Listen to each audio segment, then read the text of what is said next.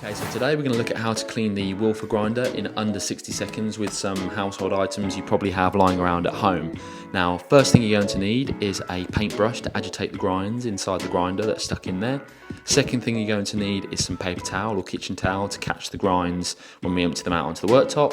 And then the third thing you're going to need is a Q-tip or a cotton bud, whatever you want to call it, just to really work the fines inside of the grinder so we can get all of those out so it's nice and clean. So with that, let's get into it.